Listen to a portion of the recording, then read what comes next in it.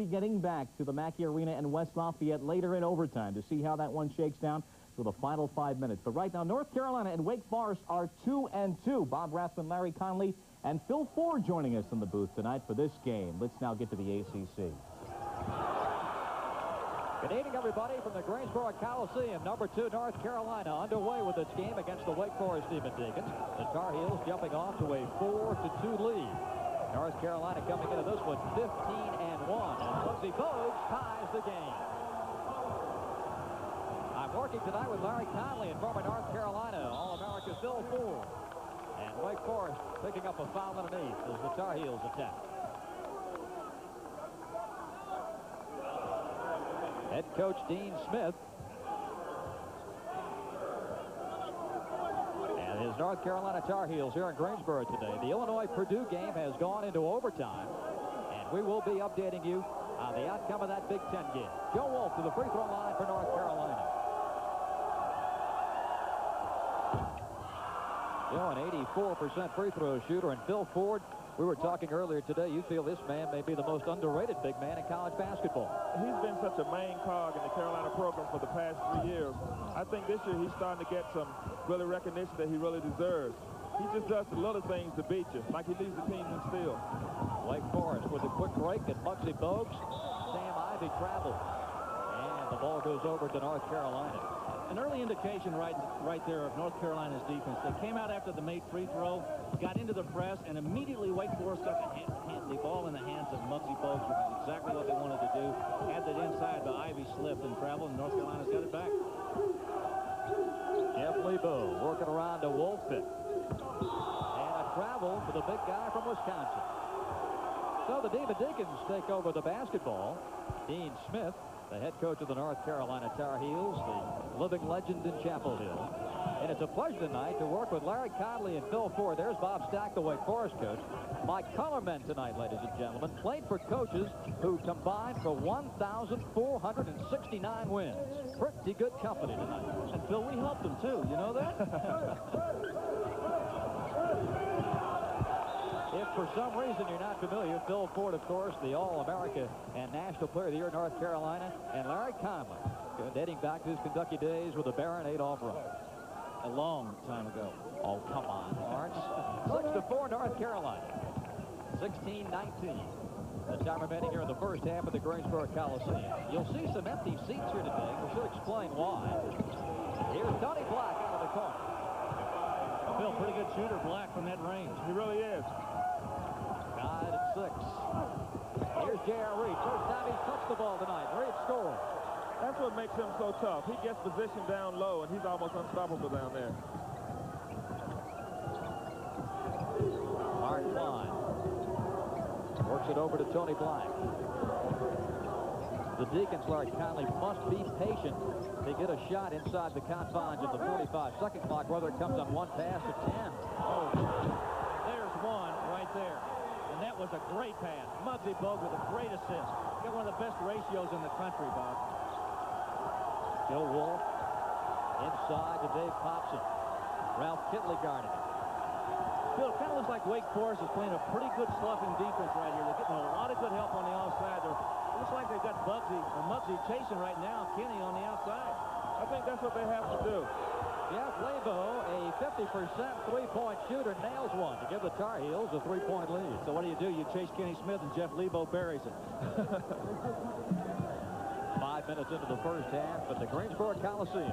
Over a foot of snow in the Triangle area today, and it has limited this crowd. In fact, Coach Vitale was to be here, but he's snowed in. Here's Sam Davis. This young man, a freshman from St. Louis, Missouri, coming on like gangbusters in the ACC. In fact, perhaps, Larry, the two top freshmen in the league, and J.R. and Sam Ivey going at it here. Hobson with a tip. Carolina plays volleyball with it, and a whistle stops play and a foul against the Tar Heels. I'll tell you, that's the kind of foul that Dean Smith is not going to be unhappy with, because right there, Joe Wolf went up 3 times, tried to get it, couldn't get it. Time out on the floor. North Carolina leads by a point.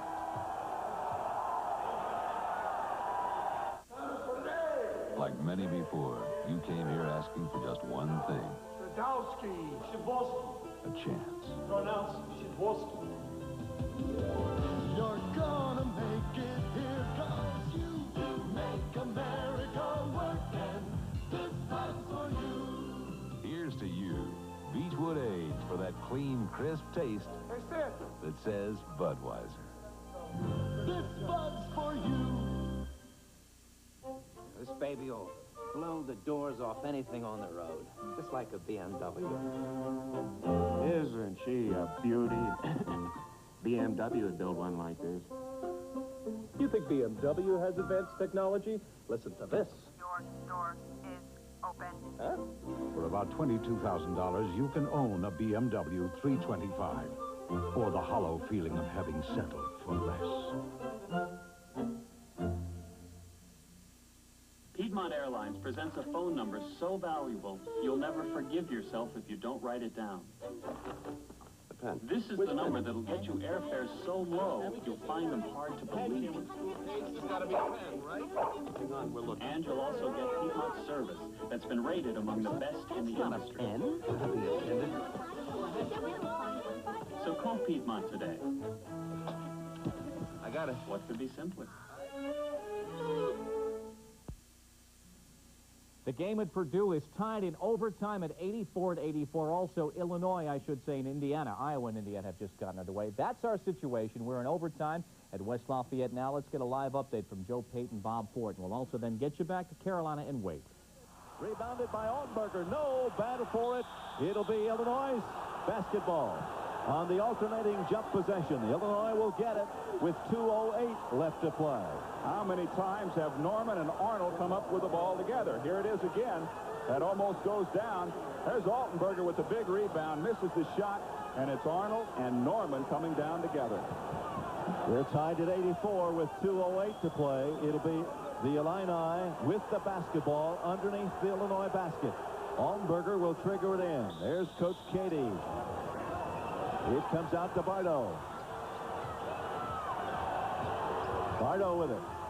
Bardo fires. No, but a foul is going to be called, and it'll be on Everett Stevens, and Everett will leave with 5. He is the third Purdue starter to leave. He leaves with 2 minutes to play in the overtime. 9 points, 7 of them in the second half. And who goes to the free throw line? Bardo again. He's missed 2 and hit 8. 5 rebounds for Everett Stevens, who leaves. So now the pressure is on, Lee and Lewis. Well, it'll take them all to win the ball game. And you saw the quick move that Kip Jones made down low when they were able to get the rebound back and Lewis scored the basket. So I think they can all score in the ball game. It's just a matter of being able to get the ball down inside. Illinois has been awfully tough down on the baseline. Be Tony Jones coming in, the freshman, and he'll take over for Everett Stevens. Tony's been playing very well the last couple of games. Illinois is 16 out of 22 at the line. Bardo at the line with 12 points. He got only 2 in the first half. He's made 8 of his points at the free throw line, has missed 2, including the last one. Trying to break the tie.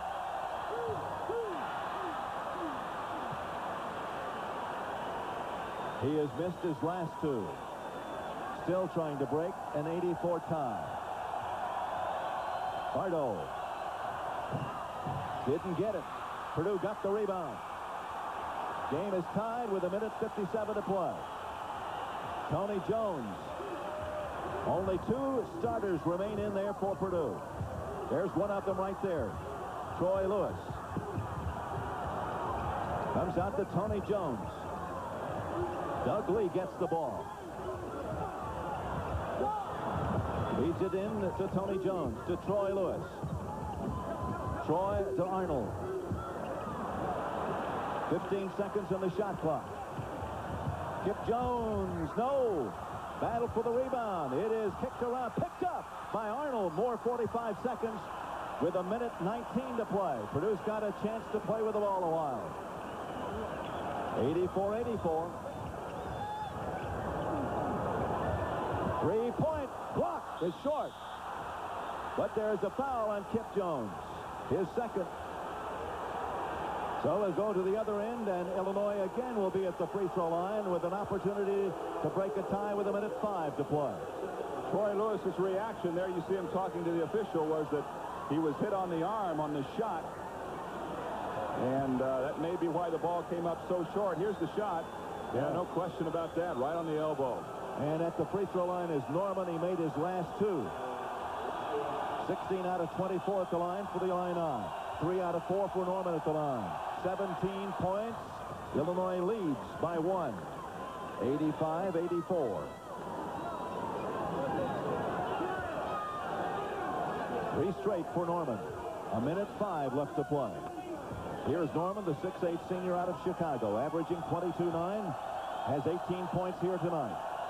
17 out of 25 at the line for the Illini. Norman gives Illinois a 2-point lead on his 19th of the night. It is 86-84. Here comes Purdue. 1 minute left. Lee from 15. Lee lays it up. Rejected. A foul, however. They're going to give a goaltend. Goaltend. Good. Lee has the basket. He has 7. And the game is tied at 86. Well, I tell you what, here comes a great gutty play by Lee again. He's the guy that got him into overtime. Look at the move. There's the block shot. No question on the goaltend. He was nailed. He'll be at the free throw line with a chance to give the Boilermakers a 1-point lead. 54 seconds remaining. 27 out of 38 at the free throw line for Purdue. Lee is 2 of 2, including a 3-point basket. He didn't get this one, and the Illini will get the rebound. 50 seconds on the game clock. There's 7 seconds difference in the game clock and the shot clock. Illinois stops the clock. Woo! 44 seconds remain to be played in this one. Illinois with the basketball. The game is tied at 86. 36 seconds remain on the shot. We'll get you the final moments of that game. Illinois and Purdue tied at 86 in overtime. But now let's get back to Greensboro, number 2, North Carolina, and Wake Forest. Bob Rathman. Wake Forest is giving North Carolina all it can handle here in Greensboro. The early moments of this game. The Deacons have hit 8 of 11 from the field and lead it by a point, 16-15. And a foul inside against the Tar Heels. Well, so far it seems like the Demon Deacons are really just scorching the nets. They are burning it. And as long as they can shoot like that, they're going to give North Carolina a tough night. They're really doing a good job of penetrating, dishing, and hitting the open shots. The Deacons mark Klein. He's got the hot hand. His second basket. 4 points in the game, and the Deacons lead by 3. J.R. Reed has picked up a foul and has scored 2 points here. Joe Wolf, Kansas. He's got 4 points, and North Carolina's within 1 at 18-17. We'll go back to our studios and Bob Lee. Here's Ransino Smith scoring. So the Tar Heels go back on top, 19-18, and we go back to Bob Lee. Thank you, Bob. Well, certainly Carolina's got its hands full tonight. We go from Wake Forest and Carolina back to the final seconds of overtime. Tied up at Purdue with Illinois. 26 at the free throw line. Purdue is 27 out of 39. Illinois basketball. It comes in to Coons. Outside with the ball is Bardo. He's been the center of things here tonight. Boilermakers back in the zone. They're just going to let the... it looks like they're in a box and one. They're going to shadow Altenberg. And, boy, that's a good call because this guy is the one that can really hurt you if you aren't careful. 19 seconds in the shot clock. Bardo with the ball. 15 seconds on the shot clock. It's loose and out of bounds to Purdue as Illinois throws it away. Credit that to Gene Cady. He totally confused Illinois by coming out in a box and one. I don't think Lou Henson ever thought that they would come out with some kind of a junk defense. And when they did that, I tell you what, they were in big trouble. Purdue takes another timeout. 20 seconds to play. This game is tied at 86. Purdue will have the basketball and the last shot. We'll get back there live. But I tell you what, Wake Forest is giving North Carolina what for. Let's get back now to that game of the ACC and Bob Rathman. Back at Greensboro, Tony Black, the freshman from Florence, South Carolina, just nailed a three-pointer for Wake Forest. And the Demon Deacons have taken a 2-point lead at 21-19. Bill, are you somewhat surprised at the shooting the Demon Deacons are doing right now? I really am. But they're really what you call a dangerous team. They've played two Georgia Tech, Clemson very tough this year. And it's really not a lot when you play Wake Forest. They're a good ball club. They're very capable of winning any game, any night. Bob Stack's club has lost two very tough overtime games on this Greensboro Coliseum floor to Georgia Tech and to Clemson. As J.R. Reed measures this free shot. Reed has hit just 58% from the floor this season. There are his numbers from the charity stripe. Bounces out. Great good. Tie game at 21. Well, that was an outstanding offensive rebound. We've reached the 10-minute mark of the first half. North Carolina and Wake Forest tied at 21. We return to Bristol and ESPN and Bob Lee. Thank you, Bob. You've got a tie game, and there's also a tie game in the Big Ten. Overtime, 20 seconds to go. Purdue has the ball and a shot at the last shot. We're tied in overtime. Purdue's basketball as Illinois threw it away. The official is asking Coach Henson to sit down over there. Lee will trigger the ball inbounds. 20 seconds remaining. Okay, here we go. The ball comes into Arnold. Arnold needs help. Gives it to Lee. That's the man who needs it. He streaks down the court. 15 seconds remaining. Here is Arnold's shot. It is no good. Battle for the rebound. Here is Purdue getting it. Tony Jones. He has it blocked. Loose ball is picked up there by Altenberger. He walks with 3 seconds, and Purdue has the basketball. Purdue with 3 seconds has the basketball. I tell you, with that many breaks, you get 2 shots at it. You better score. You better win the ball game right here. This is your chance. Here it is. Look at the hustle after the ball. It goes way outside. It's Tony Jones, the freshman. He gets it blocked by Norman. Then it's Altenberger. A little skip after he picked the ball up. He traveled, and Purdue gets it back. And if you're going to win it, you better win it right here. 3 seconds to play. Tony Jones will throw the ball inbounds. All Purdue needs is a point. Here is the ball going to come inbounds. It goes to Jones. He throws it up. Nobody's fouled. And Jones will go to the free throw line as Norman commits his third. At the buzzer, he'll get 2. But Jones is not the greatest free throw shooter. He is 1 out of 2 tonight. 48% on the year. Well, this is a great play by Purdue. They get the ball into Arnold. They go the back door off of Kip Jones. And who would ever think that the Boilermakers would go to Kip Jones in that situation? He's going to go up there for 2, and Norman was giving him some trouble there, and it'll be Kip there. Not a great free throw shooter, although he hit one earlier tonight. 27 out of 39 at the free throw line. Remember, if he makes the free throw, the game is over. This game is tied at 86.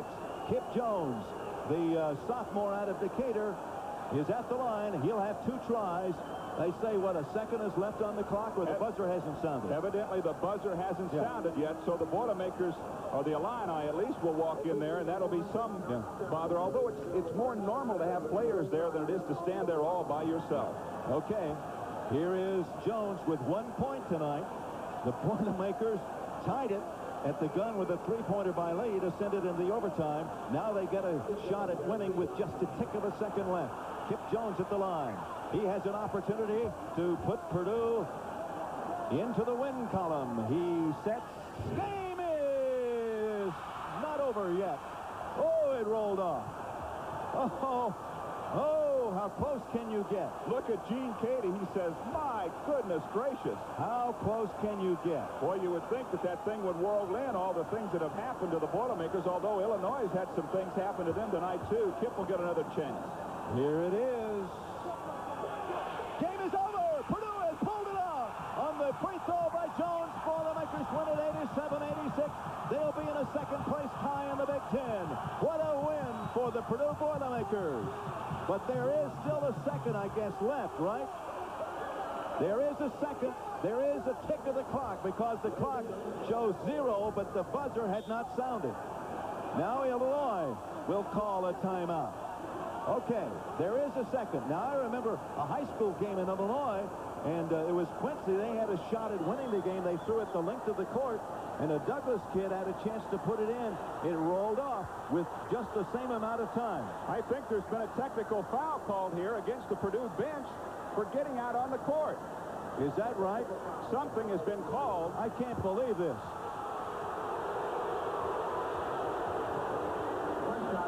It's a one-shot foul, so it could just be into another overtime.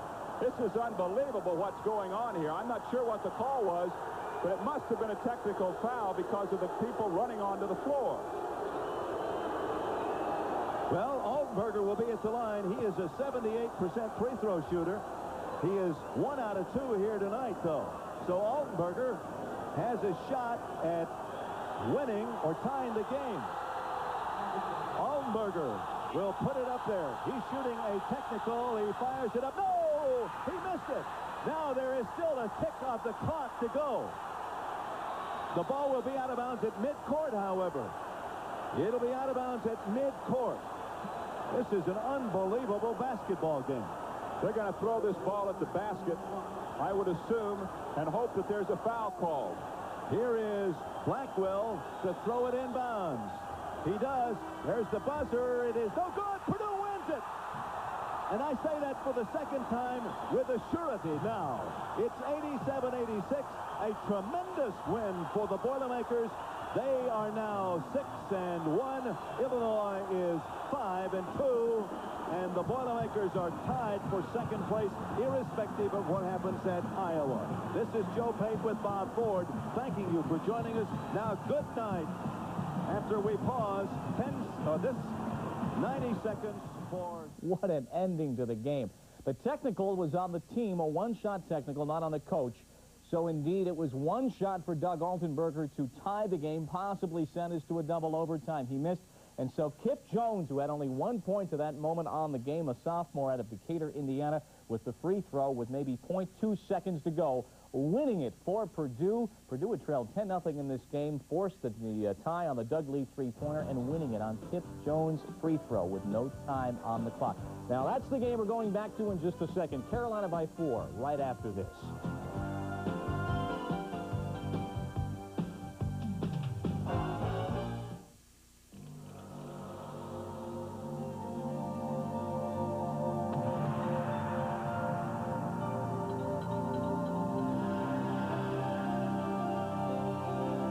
BMW, we encourage our engineers to daydream. And this is what happens when they do. Introducing the BMW 535 IS. For a more leisurely look, visit your authorized BMW dealer. An investment firm is only as impressive as it is responsive. Let's go. So when interest rates fell, we looked for new ways for our clients to make money and developed unique opportunities like the Prudential Real Estate Investment Trust, a first of its kind in a way to take advantage of changing markets. While others may imitate it, we're busy surpassing it. If anyone can show you bold new thinking in the business of making money, let's close it. It's Prudential Bache, rock solid, market-wise. We've seen Purdue win by 1 in overtime. We'll be having a live report on Indiana and Iowa, but our primary game of interest tonight, North Carolina and Wake Forest. Let's get back to Bob Rathbun and company. Robert. Welcome back to the Greensboro Coliseum, everybody. Bob Rathbun here along with Larry Conley and former North Carolina All-America Phil Ford. Joe Wolf just scored inside. And the Tar Heels lead Wake Forest 29-23. The Demon Deacons started red hot from the field in this game, hitting 8 of their first 11 shots. But they've cooled off, and the Tar Heels now lead by 6. Muggsy Bogues missing, and J.R. Reed rebounding for the Tar Heels. Well, North Carolina does a great job of blocking off the board. I haven't seen Wake Forest get an offensive rebound yet. Off of Reed's hand, and the Deacons take over. Wake Forest has had another game where they started hot. That was against NC State when they hit 11 of their first 14, then missed 15 of their next 18 as Jeff Lebo comes back in for North Carolina. We'll set them up for you here as the Demon Deacons bring it up. In the backcourt, Muggsy Bogues for the Deacons, and he hands it over to Cal Boyd. Boyd being guarded by Rancino Smith. This is Dickens. Alan Dickens, center. Also on the floor for Wake Forest, number 3 is Greg Keith and Sam Ivey, the freshman sensation from St. Louis. On the floor right now now for the Tar Heels. Now Klein coming in. And Dickens going out. Also back in the ball game for Wake Forest, Tony Black. Tar Heels out there with Rancino Smith, Curtis Hunter, J.R. Reed, Joe Wall, and Jeff Lebo. And here's Rancino Smith leading the break. I'm not sure I understand why Mark Klein went up and just didn't pull that rebound down and slapped it back out right into the North Carolina player's hand. Easy 2 for Joe Wall. He scored 8 points, and now the Tar Heels taking control here in the first half, leading 31-23. Well, does Dean Smith really try to push the ball to the inside, particularly with those big players? Yes, he does. He really looks to go inside. Tony Black. Here's Sam Ivey. Now a whale of a first half. Sam with a dozen. Not bad for a guy 6'4" going up against a guy 6'10". Wake Forest tanks in at 31-25. Traveling. Reed with the foot move with the pivot foot. And the turnover gives Wake Forest the basketball. So Dean Smith brings his Tar Heels to the bench with 3:58 to play in the half and leading by 6.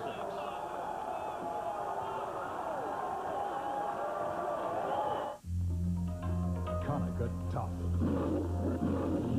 Konica's Royal Copiers are tough. Reliability and dependability have earned them a tough reputation. Konica's Royal Copiers, the right choice for tough jobs. I love the look of his heavy beard, but when I want to get close... Announcing Noxzema for heavy beards. Its special energized foam turns that sandpaper into... silk. From Noxzema, the first shave cream for heavy beards. This baby will blow the doors off anything on the road, just like a BMW. Isn't she a beauty? BMW would build one like this. You think BMW has advanced technology? Listen to this. Your door is open. Huh? For about $22,000, you can own a BMW 325, or the hollow feeling of having settled for less.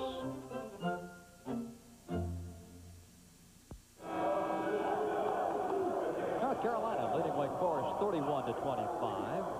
Larry Conley, we felt coming into this game that the rebounding story would tell the story, and it has so far. Indeed, it has. Wake Forest with only 6 rebounds, and I can't remember, at least in this first part of the first half, them getting any type of offensive rebounds. With North Carolina doing a great job of blocking off the board. Wake Forest basketball. Oak splits the defense. Turnaround shot by Keith Oak. Dave Thompson plays to Jeff Lee. And Muggsy strips it away. He's really tough on the defensive end of the court. I know, Bill, being a former point guard yourself, you have a great deal of respect for Muggsy Bogues. Oh, I'm telling you, he's just a tremendous player.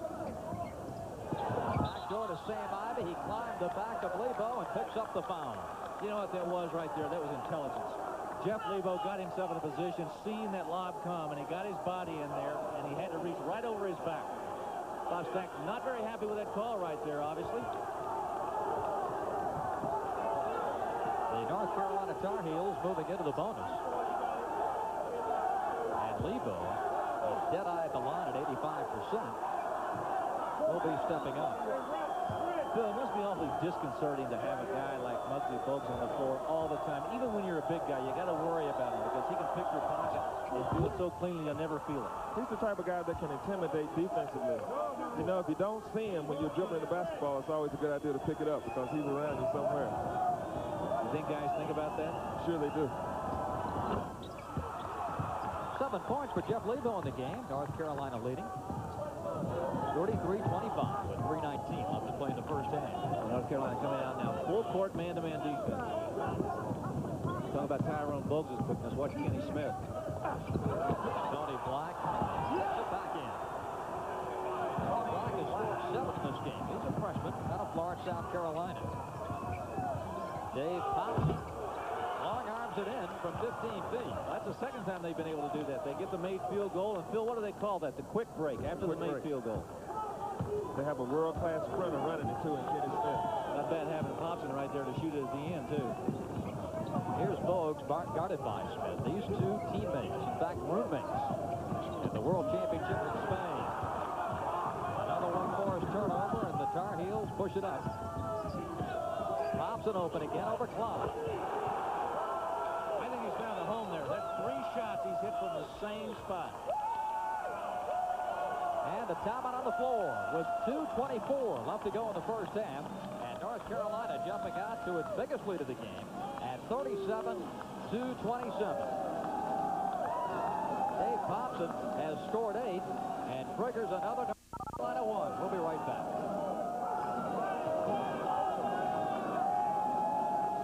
I run every day, and I know what happens when these roads get bad. So when I had to buy tires, I looked at them all. You know what impressed me? Michelin's all-season radio. It's called the XA4. It really holds the road. The handling's great. And because it's Michelin, you know it's going to last. Believe me, only Michelin radials are going between us and this road. Tire-Rama, statewide coverage, hometown service. Discover America's Wit. Fun and educational games on America's great national parks. 4 games in all. 108 beautiful color photos in each game. There's nothing trivial about Wit games. Challenging questions and answers. Fun for all ages. And they make great gifts. Order any one game for $6.95 each plus $2.50 shipping and handling, or order the entire set for only $24.95 plus $3.50 shipping. Visa MasterCard accepted. Call toll-free 1-800-423-4551, extension 547. Watch the shot right here go up. Jeff Lebo hitting the back of the rim right here. Watch the offensive rebounding of North Carolina. You think Muggsy Bogues isn't around everywhere? Look at that, Phil. He really doesn't have to score to be effective. He can really intimidate defensively also. Here comes the Carolina pressure. They get it to the man who is unpressable, Muggsy Bogues. Well, I like that. Unpressable. Yes. Carolina by 10, 37-27. I'll tell you, it's very dangerous to pick the ball up on the dribble like that because North Carolina will find a way to get you and cover you quickly. You got to be very careful about picking that dribble up. We were watching the Deacons in practice yesterday, and Bob Stack shouting out his instructions. He says, when Carolina presses, just give the ball to Muggs and get out of his way. Here's Klein for 3. Mark Klein has 7 points tonight, his first home run shot. You know, he struggled a little bit the last 5 or 6 minutes, but that was a good one. Good three-pointer, and the Demon Deacons needed it. Ivy knocked it out of the hands of J.R. Reed. This Sam Ivy continues to come on strong, an all-state player from St. Louis.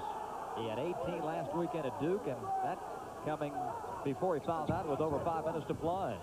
Here's Wolf scoring.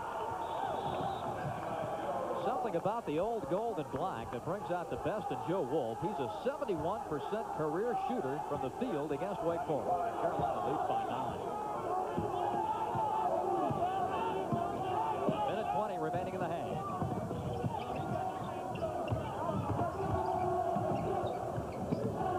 Tony Black to Mark Klein. North Carolina has that unrelenting pressure. They just keep pushing you out and pushing you out of your offense. How far out Hunter is right there on Muggsy. Muggsy puts it up inside. Kinley is fouled, and Jeff Lebo got him with a push. Here's Muggsy Bogues on a drive for Wake Forest, and I thought, Larry, that when he got to the foul line, he was going to put it up. I think what happened here, he got up in the air and couldn't make up his mind whether to shoot or pass. And it kind of ended up being a little bit of both. They got on the inside, and they got away with it because North Carolina committed the foul, the common foul, and the ball goes back to the Demon Deacons. Ball is held by Lebo. Jeff picking up his second foul. Phil, how many times have you heard coaches tell you, don't ever leave your feet? You know, if you're going to do something in your feet, you've got to get the ball up in the air for the shot. You get up there and you're not sure which way you want to go with it. Unless you're Michael Jordan, you can hang around for a few minutes. It's grade school. Ranzino Smith into the ball game for North Carolina. Scott Williams also checking in. You see him taking his position on the blocks right there. To the free throw line for Wake Forest will be Mark Klein. An 81% shooter at the line this year.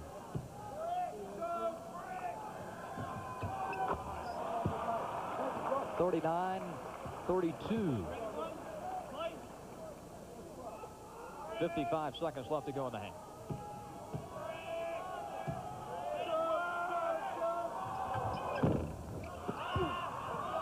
Rebound to Joe Wolf. He pulls down just over 70 feet.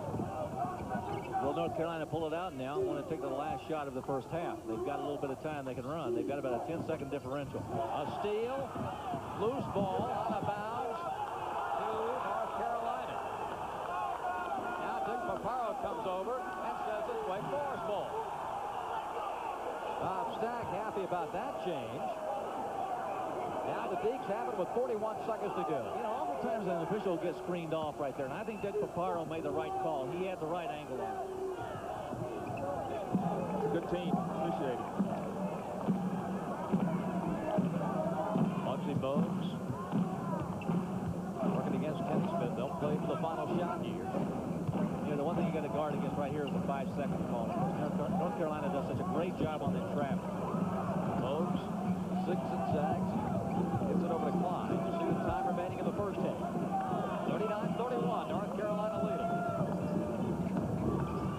Second. Offensive tip by Ivey. Oh, one off the glass for Sam Ivey. A tremendous tip. Franzino Smith, it will not count after the buzzer sounded. And the first half is history. So a tremendous athletic move by Sam Ivey. Reaching back over his head to tip in that ball, and North Carolina's lead has been reduced to 6. 39-33 at the break. Let's go back now to Bob Lee. What an evening of basketball so far. Carolina with a 39-33 lead. We've got 20 minutes to go there. In our first game tonight, we saw Louisville take a little bit of time and then open things up on Cincinnati. And then, of course, our live cut into Purdue, and that game went to overtime, a 1-point win for the Boilermakers over Illinois. We'll be checking in, taking a look at Indiana and Iowa, number 3 and number 1 going at it. In Iowa City tonight, we're also at halftime going to be taking a look at scores around the country and telling you how you can voice your opinion in a telephone poll about the 3-point field goal. Halftime right now, and Wake Forest is trailing by a couple of those 3-pointers, 39-33.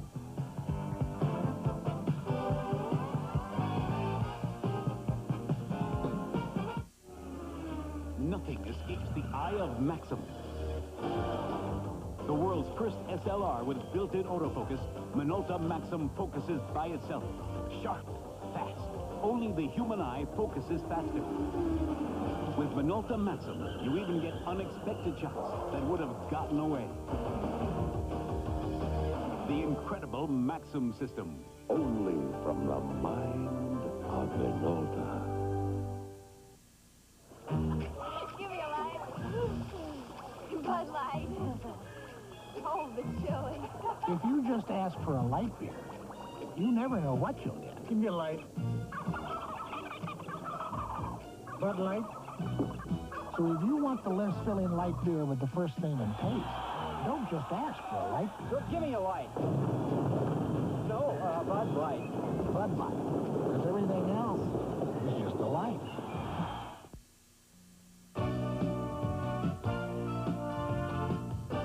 ESPN's college basketball. North Carolina and Wake Forest, brought to you by Prudential-based securities with unequaled resources and innovative new thinking in the business of making money. Rock solid, market-wise.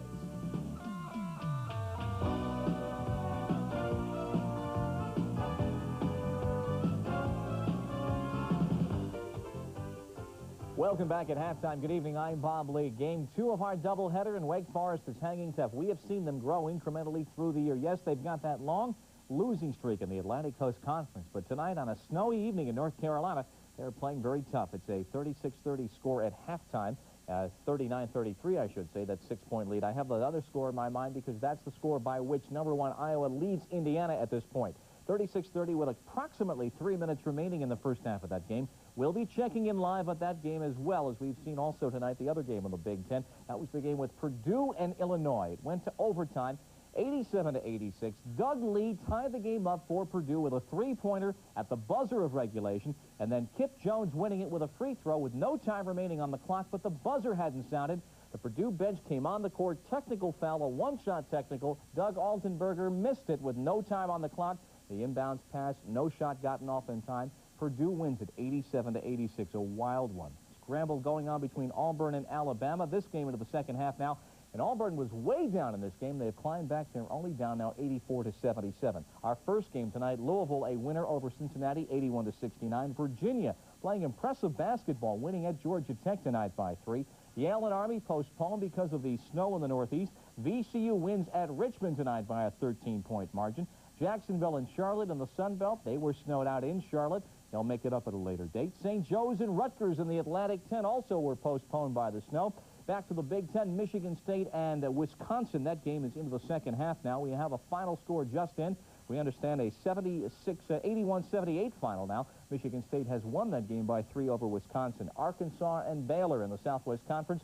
3-point lead for the Hogs into the second half. Illinois State and Tulsa, Missouri Valley action. Golden Hurricane leading it by 10. Indiana State visiting Wichita tonight, and the Shockers lead it by 9. That's in the second half. SIU and Drake in the Missouri Valley. That game is also in the Missouri Valley Conference tonight. And an 8-point lead now for Drake, 58-50. South Florida and South Alabama separated by 1 point. The Bulls lead it. That's at halftime. Also, Creighton and Bradley. Bradley doing a number on the Blue Jays tonight, leading them by 29 points at halftime. And Nebraska and Kansas. Kansas up 24-16. That game is into the first half. Also, from the Pac-10 tonight, Stanford, an early 2-point lead over the Sun Devils of Arizona State. So we're at halftime. A lot to keep track of. We'll be checking in live in Iowa. We're telling you in just a second how you can vote on the 3-point field goal. And Wake trails Carolina by 6. This halftime report brought to you by Mobil 1 Synthetic Motor Oil. Mobil 1 protects your engine better than any conventional motor oil.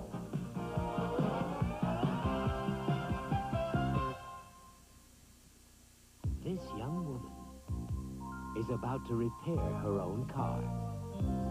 As you watch, she's actually fixing one of the biggest problems facing today's engines: clogged fuel injectors.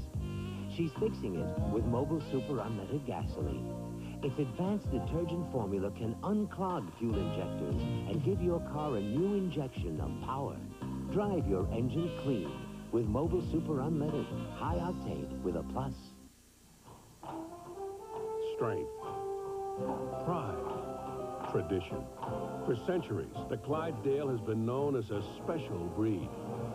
Today, the Clydesdales symbolize Budweiser's dedication to quality, superior ingredients, exclusive beechwood aging, and a distinctively clean, crisp taste that only Budweiser can offer. Quality taste. Because this Bud's for you. The Great Nissan Truck Countdown continues in a drive to set new sales records in just 14 days. To the south. With the choice of 3.9% financing or up to $800 cash back, hard-body trucks are flying out of here. To the west. The savings are tremendous on every hard-body truck with sticker prices starting at $65.99. Back east, Nissan hard bodies, the only import trucks with available V6 power, are going like wildfire. There you have it. The time to save is now during the Great Nissan Truck Countdown. Even today, there are still places in Europe so isolated, hardly anyone ever goes there. But UPS does. With scheduled delivery to every address in every European country it serves, at prices other air delivery companies might find a little scary. UPS, we run the tightest ship in the shipping business. At the Carver Hawkeye Arena, inside the last 30 seconds now of the first half, a tight game. Number 1 Iowa, number 3 Indiana. Now let's get to the game. Bob Healy and Mac McCausland on the call. Gentlemen. Brian Sloan, a 6'8" junior from McLeansboro, Illinois. Mr. Basketball in Illinois. Hits both his free throws. 17 seconds left. Tied at 44. Bill Jones puts up 2 fingers. Iowa will run a play. The high man pick. Marble way outside. Nails it. 2-pointer. 3 seconds. 2 seconds. At the buzzer, Steve Isle can't hit it. The Hawkeyes will take a 2-point lead to the locker room. 46-44 our score. That's the halftime score. So Iowa leading at 46-44. If Indiana can win this game, certainly they would be considered by most folks number 1 in the country. 3-point field goal. Doug Lee tonight tied the game for Purdue with a 3-pointer at the buzzer. Eventually, Purdue won it in overtime. How do you feel? Beginning Friday morning, you have a chance to pick up your phone, spend 50 cents, and exercise your franchise. If you like the three-point shot, exactly where it is, top of the foul arc, 21 feet away, phone 900-720-0040. And remember, this will cost you 50 cents if you like it at where it is now on the court, 19-9 or 21 feet, top of the foul circle. Now, if you like it, but you'd like to see the arc moved a little bit further back to a different distance, 900-720-0050. And again, that will cost you 50 cents. And if you don't like the three-point play, we'd like to see it taken out behind the barn and paddled, 900-720-0070. And again, all those calls will cost you 50 cents beginning on Friday morning. Those phone lines will be open, and tomorrow, I should say next Monday evening, during our big Monday Big East Big Ten doubleheader, we'll have the results of that poll. Very unscientific, but a chance to see exactly how you feel about the three-point field goal. Certainly, as we take a look at the top collegiate action around the country, the feeder systems, the high schools come to mind. And there is one, Flint Hill Academy, #1 in the country, that proves once and again that this school has bloodlines. The numbers prove it. Flint Hill Prep plays outstanding basketball. The school's been ranked nationally 5 of the last 6 years. This season, the Oakton, Virginia school is tops in a lot of minds. Flint Hill isn't large. There are only 300 students, and Flint Hill does not offer scholarships, but top players find their way to Oakton from all over the country. We're not going to turn down a great player if he wants to come to Flint Hill, but again, it's a matter of finding a place for him to live. We're not a boarding school like many people think, and we simply are trying to build the best program that we can using 90% of Virginia players. We have an excellent academic school, so many of the parents look at it as an investment. They send their kid here for 4 years, they get an excellent education, and then 4 years later they get a scholarship offer that might be worth $40,000, $50,000. So the financial investment is well worth it to most parents. Division I finds a number of Flint Hill alums. Derek Sims of the University of Virginia. Freshman Sam Jefferson, the center for Georgetown. This year's Flint Hill team is built around Dennis Scott, a 6'7" swingman. He's hearing from just about every college imaginable, but right now he's happy to be on the nation's top high school team, performing his own brand of magic. I love Magic Johnson, so I think I'm the next Magic Johnson because I love to, pass like he the look away passes, and some people like the question asked, I like a jump shot better or a dunk or a pass. For me, it's all the same. If I can come down court and make a look away pass and other player catch and dunk so later than night, I get the same, emotional feeling either way. I can see Dennis using that term, next Magic Johnson. He certainly plays with the charisma of a Magic Johnson. He likes to pass the ball. He's 6'7". He can play point guard. He can play the post position like Magic can do. He does a lot of things. I think Dennis, his ability is unlimited. His potential is unlimited. I think if he continues to work hard, he can play basketball for a long, long time. Dennis is born with abilities that most people don't have. He has big hands. He can run, he can shoot, he can pass. He's gifted. It's a joy playing with him. Anything he can't do? No, not too much. Not too much. Dennis Scott has narrowed his choices of colleges down to Georgetown, Syracuse, Georgia Tech, or Maryland. He'll make his choice known at the end of the season. Once the season is over, he'll decide among those 4 schools. Carolina leads Wake by 6. We're going back down to Greensboro right after this.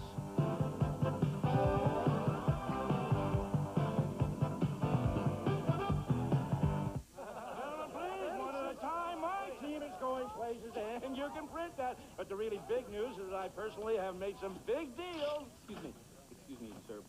There's one big deal you haven't made. Every locker room's got to have its jokester, huh? I'm talking about a deal on Sports Illustrated. Sports Illustrated? Yeah.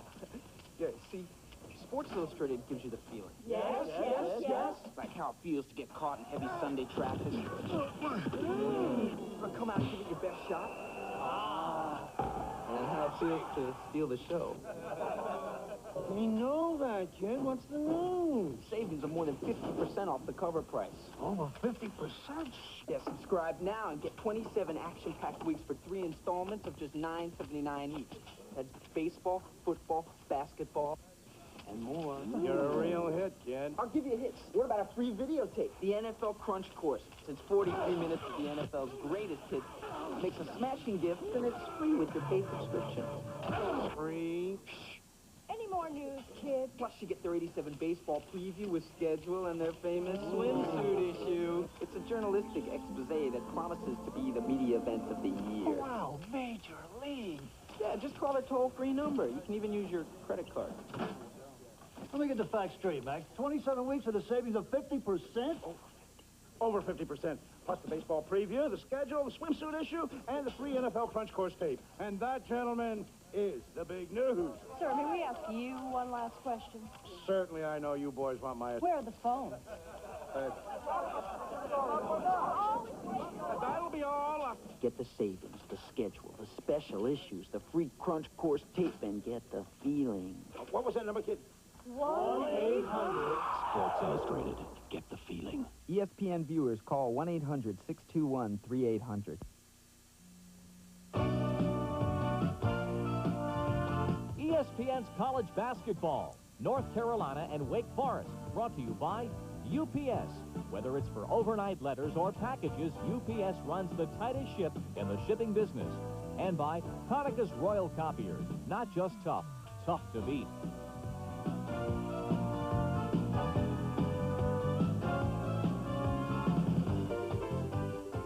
Let's swing it back again down to Greensboro. Bob Rathbun, Larry Conley, and Phil Ford are standing by. Wake hanging within 6 points. And don't forget, we'll be updating you on the game, Iowa and Indiana. Gentlemen.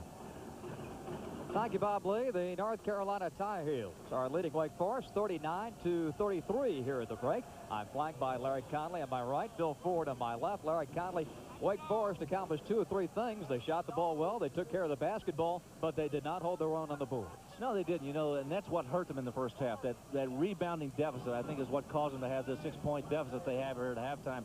North Carolina's done a good job with their defense, so they have committed or gotten a number of turnovers from Wake Forest. And Phil, a slower pace in Wake's favor, but Carolina's done a good job with that. I think so. I think Carolina has really shot the ball very well, but I think this half, Carolina will come out and try to pick up the tempo a little bit with the zone traps and the double teams and try to pick up the pace a little more and wear the Demon Deacons down. Let's take a look at those first half statistics, and they show outstanding shooting for both teams. The Tar Heels at 59%, Wake Forest at 50%. From the free throw line, the 3-point field goals, Carolina 1 out of 3, Wake 2 out of 5. From the free throw line, Tar Heels hitting 4 out of 6. Wake Forest with only 2 opportunities, those by Mark Klein. But here's the key stat. North Carolina 21-8 rebounding advantage over the much shorter Demon Deacons of Wake Forest. The turnover's just about a standstill, 9-7 there in Wake Forest's favor. So we're set to go with the second half of play. North Carolina has won 10 straight in this Tobacco Road series from the Deacons. Wake Forest trying to snap a 21-game ACC losing streak.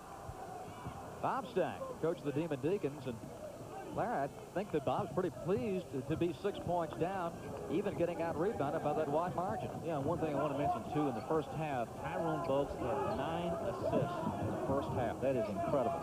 Muggsy had a great game at North Carolina last year. In fact, set the Deacon record with 17 assists. Well, he's well on his way to that tonight. There's a block and a foul. Greg Keith, the 6'11 freshman, going up against J.R. Reed.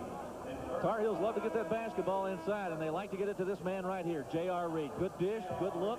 He goes up with a strong power move. You see the foul right there. Phil, he's the kind of player that has a lot of confidence on that inside shot. He really does. He's just a tremendous player with a lot of ability, and he's really worked on his inside game. And once he gets it in there and gets the defensive player on his hip, he's just pretty tough for the defensive player to stop. J.R. shooting blanks in the free throw line, but cans that one, his 5th point of the game. And immediately North Carolina backed into a full court press. Now they back off of it. Tough to press the little guy, you know? Muggsy Bogues against Kenny Smith. Bogues scored 2 in the first half. And I would think if this game stays under double digits, Muggsy could look for that 3-point shot. Rejection by Popson. Well, how about that for a rejection? About 8 feet from the basket. Muggsy gets it out. Wake Forest resets. Wake Forest seems to be escaping that double teaming situation North Carolina likes to run on the sidelines, Bill. Black with a nice baseline move. And Popson with a push underneath, and he picks up the foul. A nice move on the baseline here by freshman Tony Black. Watch Black go up. Good fake right there. Wolf took it. The shot goes up right there. Reed with the almost rejection. You can see the little push on the backside right there. You know, oftentimes what happens to you get up in the air like that to get the rebound and your body's floating. You kind of bump into the guy. You don't do it intentionally. It just happens. Here's a 5-second violation against Muggsy Bogues. Couldn't get rid of the ball, being closely guarded within that time allowance. 18:50 to play in the second half. Well, it really makes it tough with that rule change. You know that 5 seconds, that's not a lot of time. You got to either give that ball up or put it on the floor, one of the two. Here's Dave Popson. Solid first half. Playing very well for the Tar Heels. Here's Wolf. Of course, the three-point shot, as you heard Bob Lee talk at halftime, subject to one of our telephone surveys. Here's Popson firing and hitting. And Phil, I want to get your impressions on the three-pointer. Of course, 9 years ago, when you laced up the sneakers here at the Greensboro Coliseum for the Tar Heels, they didn't have that shot. I really like it. I think it opens up the floor a lot, and also it's not that easy of a shot with a hand in your face. I'm really for it. I think it makes the game a little more exciting. Black rejected by Wolf, took it out of bounds. This is Wake Forest home game. Limited number of fans here because of the snow. Good fake by He got Reed up in the air, but there was Wolf waiting on the other end. That's the one thing North Carolina has always done historically with their good basketball teams. They rotate that defense so well. If a guy gets caught out of position, there's always somebody there backing him up.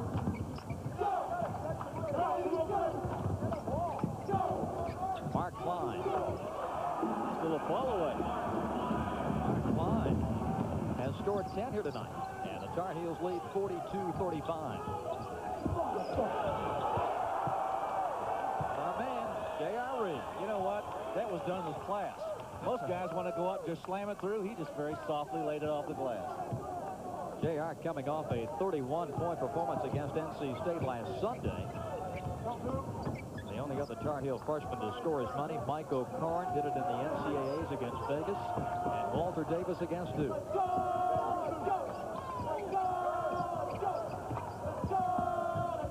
North Carolina doing a great job on defense, denying the ball, keeping it away, cutting down the passing angles, good help away from the ball. The shot clock is down to 10 seconds. So Muggsy looks for Sam Ivey. Sam puts it in. That's when Tyrone is at his best, when he has the ball and has to create something. He really penetrates positions with the best of them.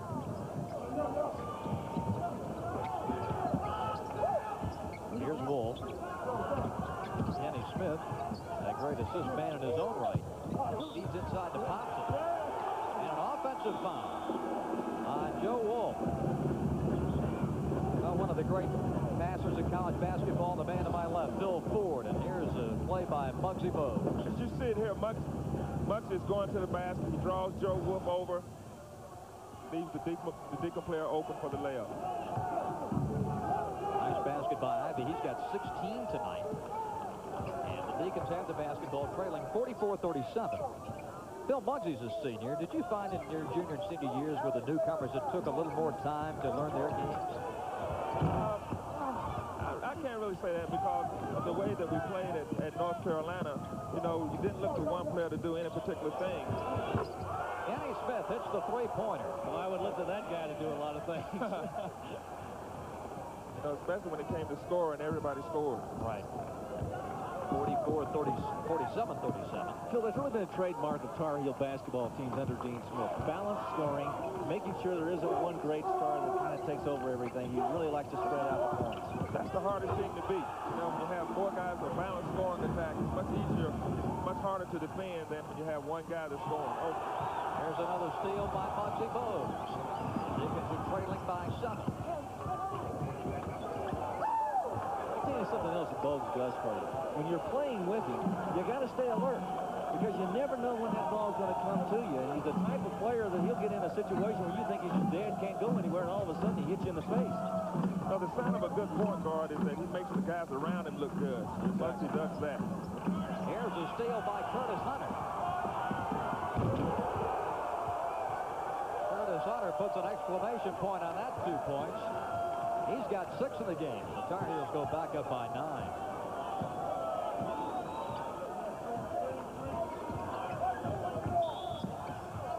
whistle away from the ball. And a foul against Curtis Hunter. There's a timeout on the floor. 14:46 to play in the second half. North Carolina leading by 9. A change has come over a bank in your town. The bank doesn't look bigger. Somehow it is bigger. It's part of a vast system with vast resources. That helpful assistant manager has changed. How? He's got more to be helpful with. They're even willing to talk things through with us. They must be on our side. Look. It's a member of the First Nationwide Network, the bankers that changed banking. If you just ask for a light beer, give me a light. You never know what you'll get. Thoughts? No, actually, Bud Light.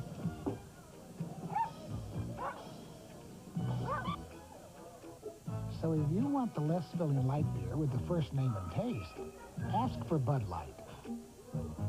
Yours? No, because everything else Give me a light. Showtime. is just a light. Years from home, how far I roam, I feel so far away. The happy times we used to know, have them back today. American Airlines has some special low fares to the most special places in your life. The feelings we all share, we're American Airlines, something better in the air. You know, once in a while, you got to have a little bit of help from your friends. Watch Jeff Lebo right here give J.R. Reed a little bit of help on this great pass from Joe Wolf. Lebo sneaks in, sets the screen. J.R. Reed makes the move to the basket. Good pass from Joe Wolf. The lob and the sweet kiss off the glass. Excellent work. Inside, North Carolina, as they're prone to do, leading in that department. 49-40 to score with the Tar Heels on top. Wake Forest basketball and senior Mark Klein. Handling the pressure applied by Kenny Smith.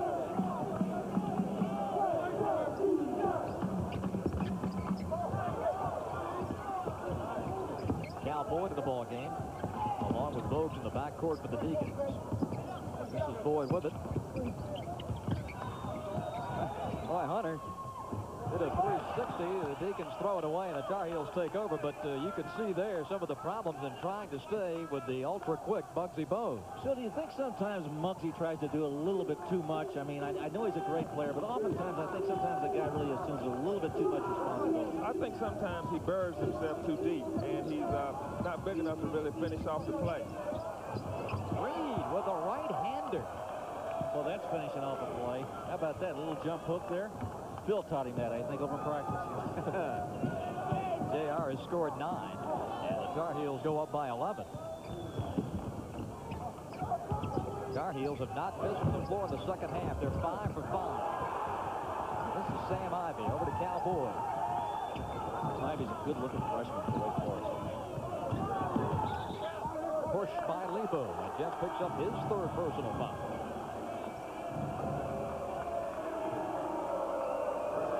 Bill Jeff Lebo, they said of him last year, the most advanced freshman ever to play for Dean Smith. Quite a compliment. Well, you can tell he comes from playing for his father, who's a coach, and he grew up in basketball, and he's one of the most fundamentally sound kids I've ever seen. Here's Bogues out of the corner for Mark Klein. That's a three-pointer. So Klein has hit 3 home run shots in the game, and the Deacons got it back to 8. Three-pointer at the other end for Lebo. He's a 50% three-point shooter. And a personal foul to boot underneath. Bob Stack getting his Deacons to rally here. Take another look at that three-point attempt. Joe Wolf is not in a real good position here to get this rebound. Reached around and committed this foul right here. Actually slapped the ball out of bounds. I think I would have gone with the out-of-bounds call instead of the foul, but the official saw it the other way. Bogues dismissed. And Wolf the rebound. Muggsy, for all of his great passing and his great defensive play, he's a 53% shooter. Picking up the foul, Alan Dickens. It's his second. Dickens is quite a story. Al, a 6'8" senior out of Greenville. He was the pre-med student who came out of this team as a walk-on last January. And has moved into a starting position here with Wake Forest. Dave Thompson at the free throw line. Thompson has had some big games against some of the bigger front lines out of the Big Ten. He had 14 points and 9 boards against both Illinois and Purdue. Sort of the silent partner on that Reed-Wolf front line. Tony Black back in the ball game for the Deacons.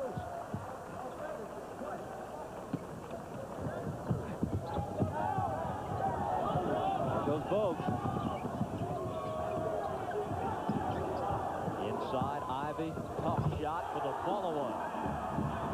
Sam has scored 18. Bob Stack's going to be real happy to have him around for the next 4 years.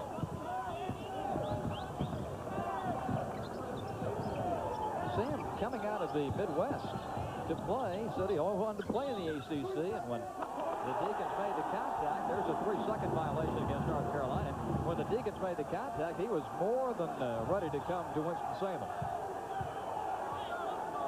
What did that man say to you when he came to call down at Rocky Mount? You know, it's really amazing.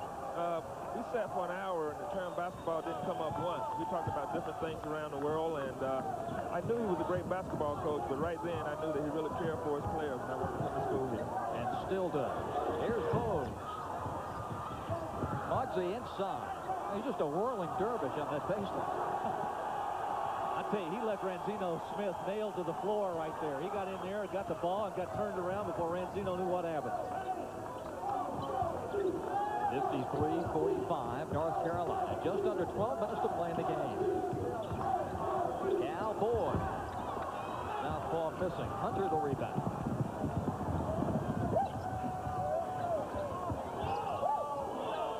Kenny Smith with Bogues right in his shirt. Both inside. Nice roll around Ivy. And a good look inside. That was great movement off the secondary break to look inside to get Joe with the ball. Bob Rathman here along with Larry Conley and Bill Ford from the Greensboro Coliseum. Number 2 North Carolina leading by 10. Wolf and Ivy in the shoving contest. Here's Black. That's rejected off the glass and out of bounds to Wake Forest. There's a timeout on the floor.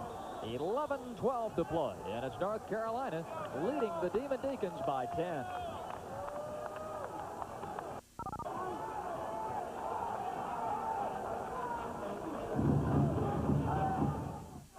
Yes. The big news is that I made some very important big deals. Excuse me, but there's one big deal you haven't made. Yeah, right. You see, I'm talking about a deal on Sports Illustrated. Sports Illustrated?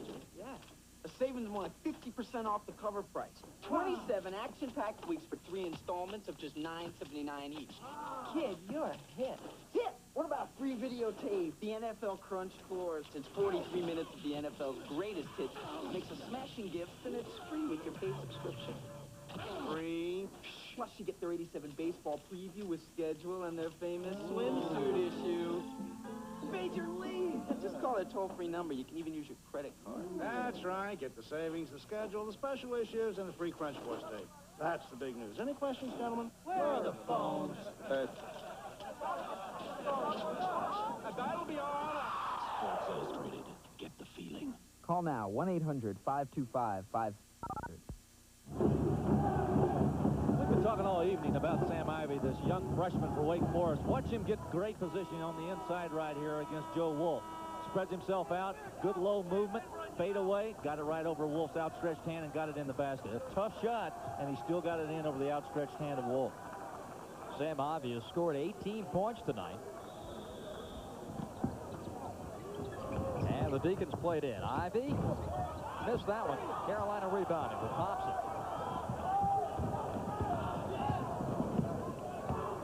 Bill, I know you ran a lot of fast breaks at North Carolina, but it sure was nice having those big guys get that outlet pass to you. Oh, take them out to dinner every night.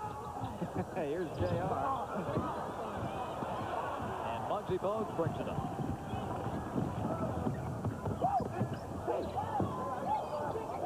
Black has got some daylight. Nice steal by Klein as he picked Lebo's pocket. Put it in. I think Lebo thought Klein had given up and just gone up the floor, and all of a sudden he sneaked in and got it from him. You get to feeling Wake Forest just keeps hanging around. It was a 6-point deficit at halftime, and now they're down 8. North Carolina can't seem to put them away.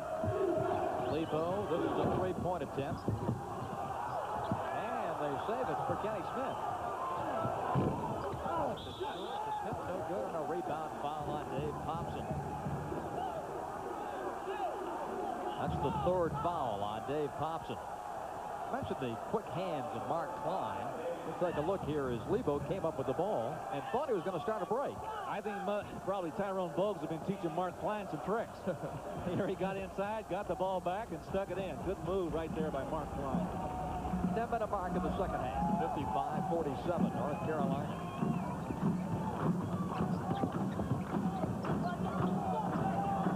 Wake Forest likes to take that ball down on the side. Have you noticed how they get into the corner down there, and automatically North Carolina goes to that double team. Now there's Lebo by himself down in the corner. That time nobody helped him. A good dish, but they got it back.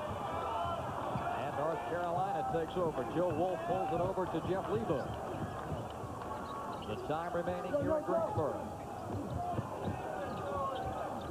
J.R. Reed just powers inside. Finds Lebo somehow, and he puts it in. The personal foul as Klein goes to his knees. The personal against Tony Black. Here's another facet of JR's game. Well, once in a while, you know, you got to reverse it. Sometimes the centers feed the guards. Well, this is what we've got. J.R. Reed decides he's going to get Jeff Lebo the ball. Reed makes the move, nowhere to go. Here comes Lebo sneaking in the right side. He went up, got the basket, and he goes to the line for a 3-point trip. That's great movement without the ball by Jeff Lebo also. Constant motion in that Carolina offense. Jeff Lebo to the free throw line. He's 2 for 2 at the stripe tonight. Phil, he leads a category for North Carolina that I know that you took great pride in. Charges drawn. 16 for Lebo. You played yourself on the deck a few times. Well, when you can't jump that high, you have to do something. Bogues has scored only 2 points today. But he's having an effective game. 14 assists, 3 steals. Held ball, possession Wake Forest. 9:04 to play. Carolina leading 58-47.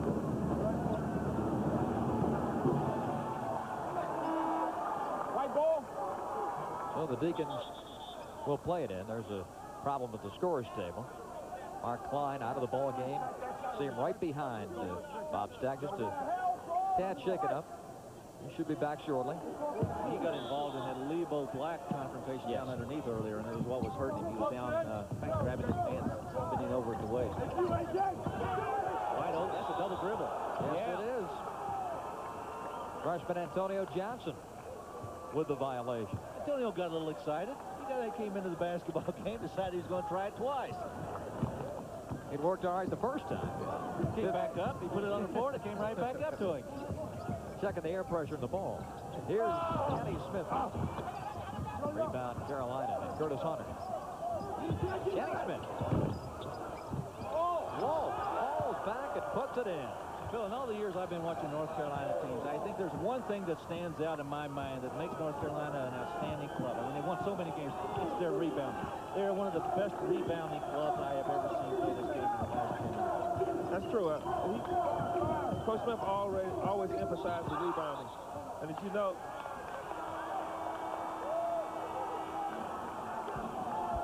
here's Dean Smith, the head man of the Tar Heels, making a change, and he's going to put Scott Williams in the game. But here's that rebounding power. Jeff, Joe Wolf goes to the board and puts it back up. That's just pure strength right there. He's just a great player. You know, they always teach you, Bill, when you're a coach, you want to get players in sort of a triangle configuration around that board. One on either side of the block and one right in front. So perfect rebounding position. That's exactly what North Carolina had on this trip. The Tar Heels with it here. Here's Scott Williams. Kenny Smith and now Lebo.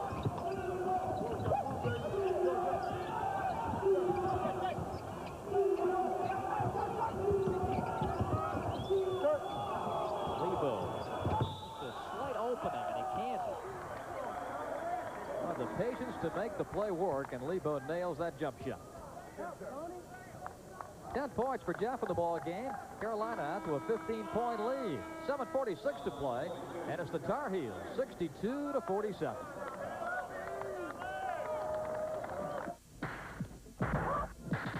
No one really knows how your skin got sensitive. But if it is, try the shave cream with more advanced lubricants than any other. New Gillette Foaming for sensitive skin. At UPS, we wash our planes so often, our competitors think we're obsessive. But keeping our planes clean reduces wind drag, which saves us thousands of tons of jet fuel each year. And it's obsessiveness like this that lets us deliver next-day air usually for half what other companies charge. Besides, we happen to like our planes clean. UPS, we run the tightest ship in the shipping business. The Great American Face. Strong, sensitive. The Great American Razor. Atra Plus. Solid. With a Lubra-Smooth strip for extra protection. The Great American Face deserves the Great American shave. Atra Plus. Only from Gillette. ESPN, the network for college basketball, presents an ACC showdown Saturday night when North Carolina plays host to Georgia Tech. Exclusive live coverage begins at 8 p.m. Eastern, 5 p.m. Pacific. Georgia Tech losing a tough in the night in Atlanta against Terry Holland's Virginia Cavaliers. Here, 7:46 to play, and North Carolina leading 62-47. We were kicking it around here at the table during the break. There's Carolina with its inside dominance. How about a NCAA three-point shootout, Larry? Between Jeff Lebo and Steve Alford. I think that'd be a good one, and Phil had a great comment about that. Well, I think Alford would probably get it, but I wouldn't want to live on the difference. This is Phil Ford's first game, and he's already topping us with his lines, Larry. Here's Mark Klein. Carolina got into a little bit of his own defense, Bill. Looks like a 1-3-1, maybe a 2-3. I think so. I think they're going to sit back and make Wake Forest shoot the ball from the outside and pound the defensive bull very strong. One of those just very important coaching strategies Dean Smith likes to employ in a basketball game. You've got a 15-point lead. Clubs have been having difficulty shooting from the outside. Go to the zone and make them shoot more out there. Wake Forest, Mark Klein back in the ball game. We mentioned he was shaken up a few moments back. Klein and Sam Ivey have scored 18 each. Backdoor to Ivey. Thompson fouls in addition to blocking the shot. Dave Thompson, a 6'10 senior out of Ashley, Pennsylvania. And we'll take another look here. A great pass as Ivey was open on the baseline. Boy, look at Sam Ivey. He says, give me the basketball, I'll do something with it. And he did. He went up, caught it, took it back up. Hobson got him right on the arm. He'll go to the line for 2 shots. He's a good-looking freshman. I think Sam Ivey is going to be a legitimate ACC player. He's a good one.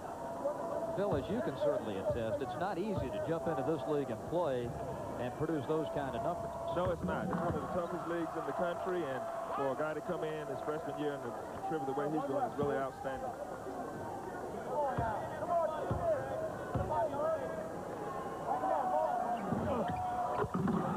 He goes 2 for 2. Wake Forest with some pressure. Carolina gets the ball down the floor so quickly.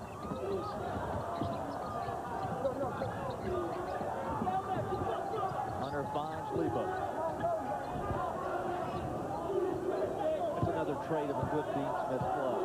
Discipline. Yeah, take the discipline, take the good shot. Don't take the bad shot.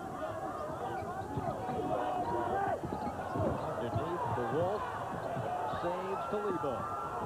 Shot clock down to 15 seconds here. And Wolf is fouled by the freshman Greg Key. He's picking up another personal.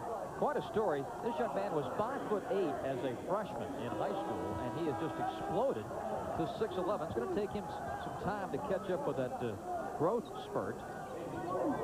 But he is right into the fray here in the ACC.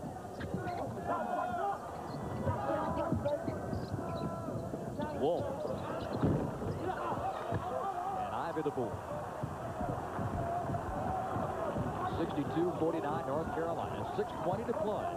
North Carolina's changed defenses again. They've gone back to their man-to-man, went away from the zone. With the trap. Got out of it. Thought that was going to bounce in for him. Reed the rebound. And here come the Tar Heels.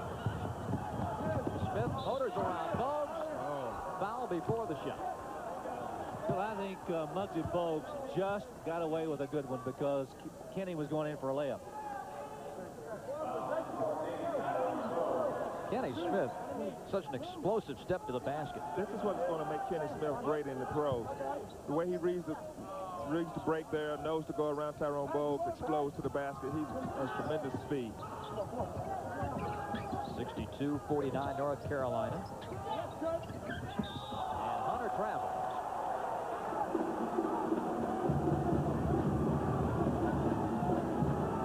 Well, the Demon Deacons may have to rely on the three-pointer to pull this one out. The Deacs by a few seconds, and Bogues picks up the ball and the clock begins. Yeah, that's the one thing in college basketball this year has made it really interesting. You could be down 9 or 10 points and not be out of the game. That's true. It's really exciting. I take it you like that three-pointer rule. Yes, I do. Here's Bogues. Tremendous angle on the shot, but Reed gets the rebound. Yeah, there's a lot of maturity shown right there by J.R. Reed. Look at that pass. Wolf blocked from behind by Ralph Kitley, the freshman out of Spencer, North Carolina. Ivy just disconnected on the alley-oop, but Bogues with a steal. He's everywhere for three. And we got a foul called, and J.R. and Ivy battling for the rebound.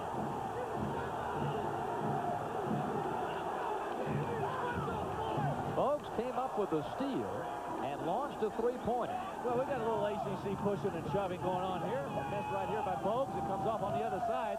You can see J.R. Reed right there going up to battle Sam Ivy.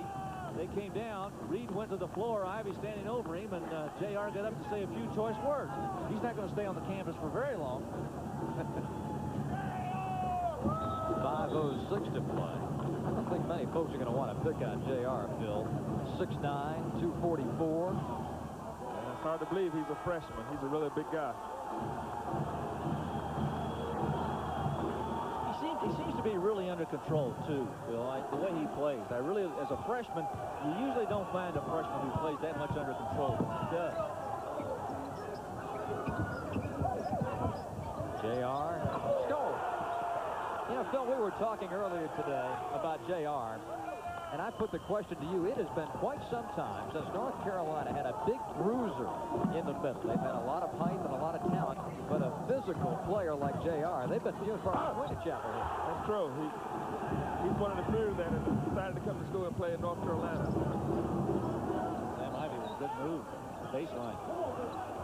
Here's Joe Wolf. Scoring. And a foul on Greg Keith. Joe Wolf has scored 16 and just takes the freshman to school here. Well, we talked about the inside play of Reed. Let's look at another one in here. That's Joe Wolf. Good dish to the inside. He gets his good position. Keith a little late in arriving. Wolf turns, puts up the soft jumper. He leans right into it. If you're going to go up as a defender, you got to go straight up with those arms. You cannot bump that shooter going in because officials are going to protect that shooter. Substitution for Wake Forest, and Ralph Kitley coming into the game. In fact, Greg Keith is fouled out. So now Joe Wolf completes the three-point play the old-fashioned way. 67-51, North Carolina.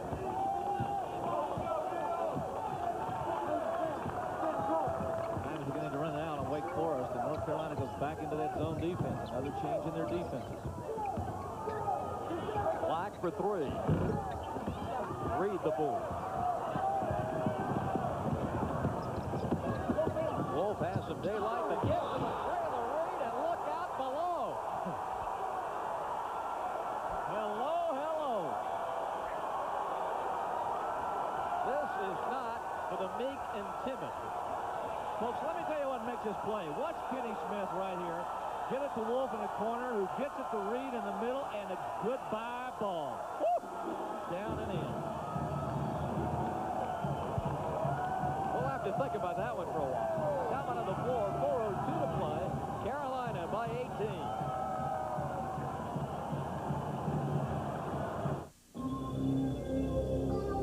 Give me a light. That's not correct. just asked for a light beer. Come on, give me a light. You asked for it, Steve. Yes, Steve. Bud Light. The light beer with the first name and taste. Don't just ask for a light.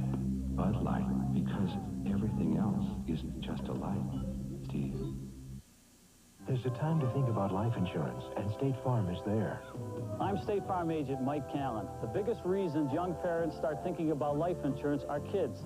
Parents want someone who can explain life insurance and someone who knows how to listen too, so it'll fit their needs. And as a family's needs grow and change, they want someone who will be there to keep that life insurance up to date. That's why they come to State Farm agents. And like a good neighbor, And that's why they stay. State Farm is there.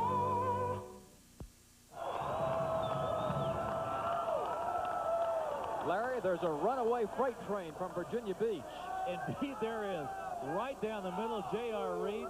Folks, I'm telling you, he's a good 6 to 7 feet away from that basket when he went up to throw it down. Tremendous athletic ability. I tell you what, the joints in the floor came separated on that end in there when he hit it. Still having some problems with the foul line, though. At least he's got something to work on. 69 to 51, North Carolina. Klein inside. Takes one look at Reed and says, how about I should pass this ball. Here's Boggs.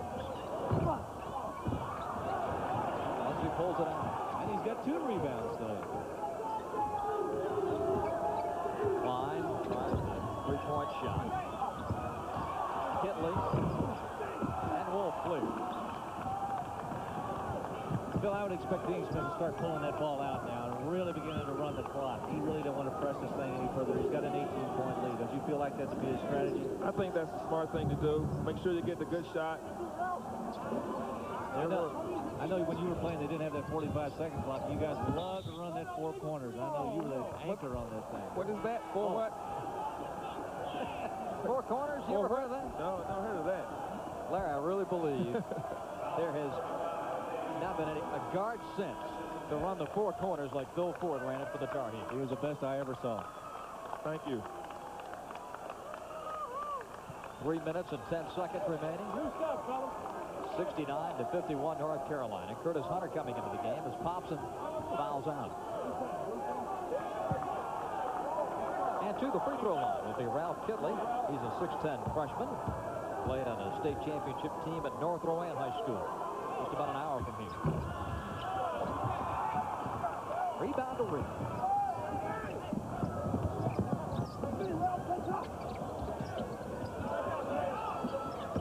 Lebo. And a foul is called.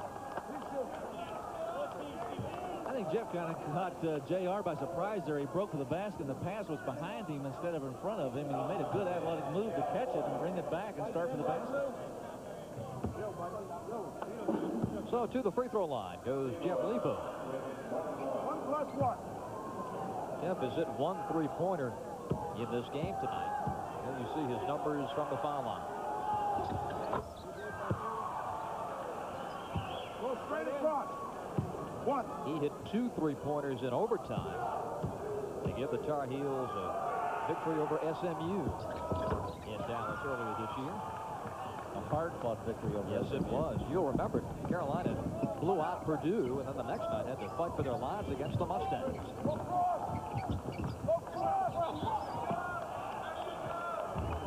North Carolina ball. So the Tar Heels with a 20-point lead. This was a 6-point game at the half as Tony Black comes in. But I think, fellas, the one thing about a team of North Carolina's stature, the accumulative effect of the height and the pressure and the speed takes its toll. I think that the Carolina team just wears you down over a period of time. They don't come out and really beat you all at once, but with their size, they can just wear you down. Kenny Smith and J.R. Reed to the bench for the Tar Heels. Jeff Lebo in control of the Carolina backcourt.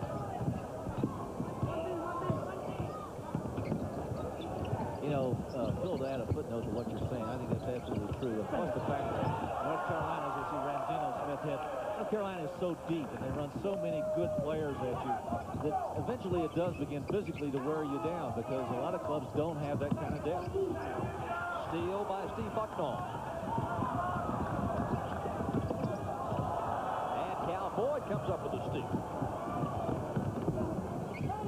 The trailer has the shot rejected. Scott Williams getting up in the air. Drive it out of there. And Randino Smith puts it up. We haven't talked a lot about Scott Williams tonight, but a bright future for him as well at Chapel Hill. Here's our partner making his ESPN debut tonight behind the microphone, Phil Ford. He has written his name in many a place in the Carolina record books. How about the National Player of the Year? It was a good club you played on, Phil, that year. It was an excellent basketball team. Leading scorer, assist leader. I have a friend, Walter Davis, that says I'm a leading scorer because I shot all the time. He said I'm a leading assist because of him. Were you most proud of the gold medal? I was really excited. It really was. Great guys were on that team. No, you had to be, because 72 we lost it, and then we got it back in 76. Of course, Gene Smith took that club in Montreal and got it back. There were 4 of you North Carolina players on that team. Yeah. 75-51, the Tar Heels leading Wake Forest. Nice play by Marty Hensley. Tipped that ball away.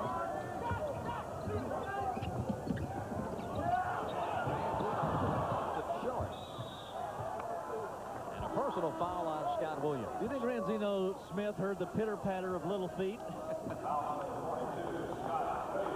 Here's Coach Dean Smith. Gilly is creeping up on 600 career wins.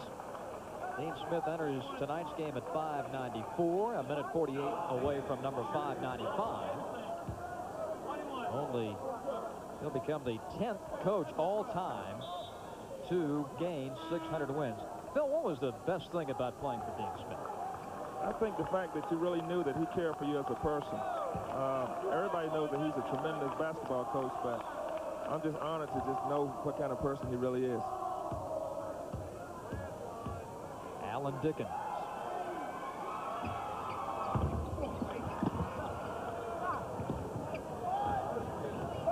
(75-51) North Carolina. Scott Williams mishandles the ball. And Cal Boyd brings it up.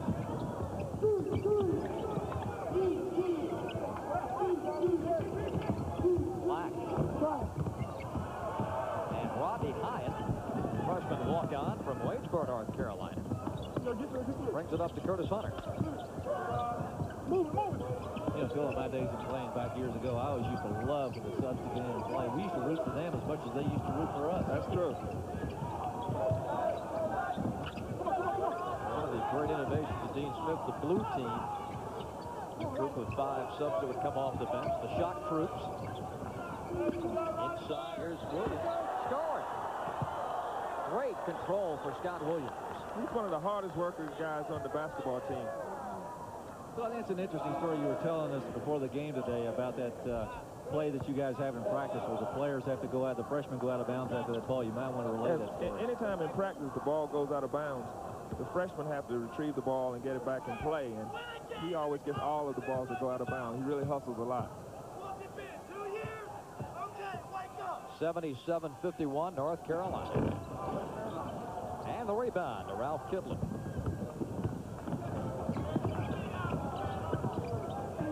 North Carolina's next game, you'll see it here on ESPN against Georgia Tech on Saturday night. The Demon Deacons will play in Charlottesville against Terry Holland's resurgent Cavaliers on Saturday. Hensley for 2.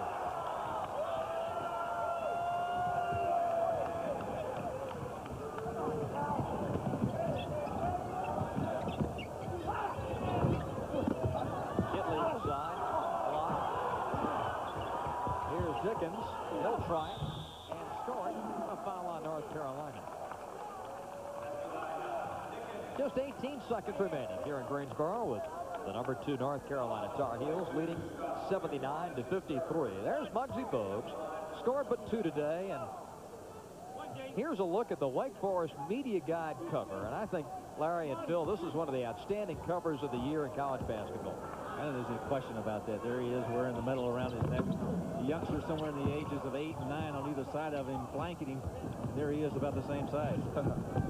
They can look him in the eye.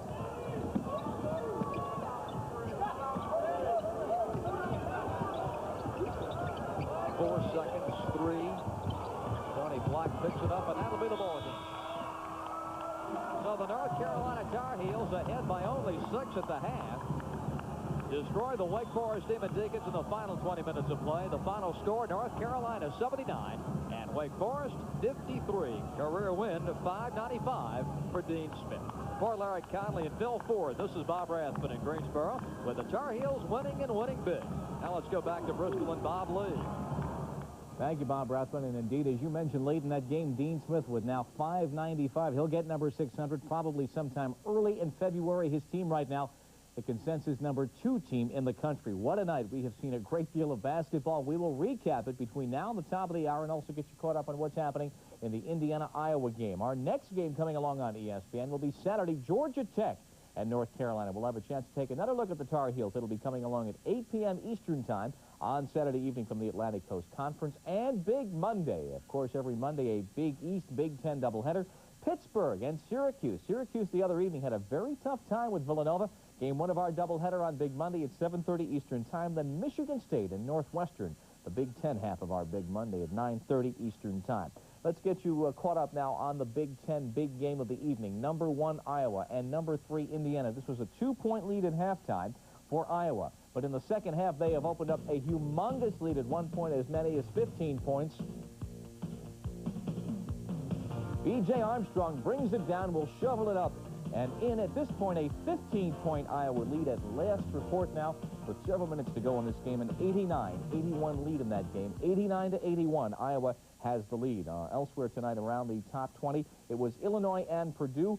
We saw the live conclusion of that game here on ESPN. It was a wild scramble. Let's go back now to late in the first half of this game. The Illini in charge. Kenny Norman in the paint.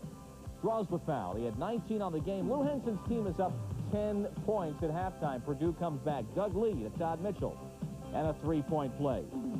And Purdue is only down by 1 point. 4 seconds in regulation. Purdue is down 3. Doug Lee from 3-point country. We go to overtime.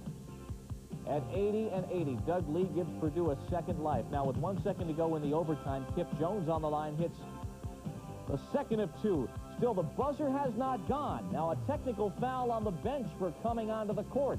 After restraining Gene Cady, Doug Aldenberger will get a technical free throw with an attempt to tie the game and send us to 2 overtimes. It doesn't go.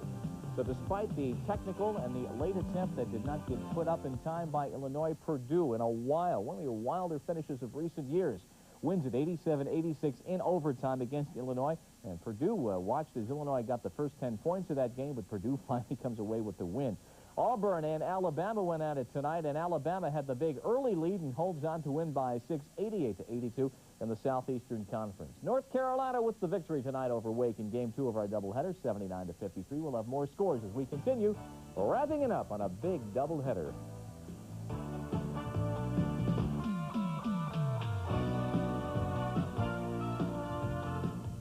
ESPN's college basketball, North Carolina and Wake Forest, brought to you by Bud Light, the light beer with the first name and taste.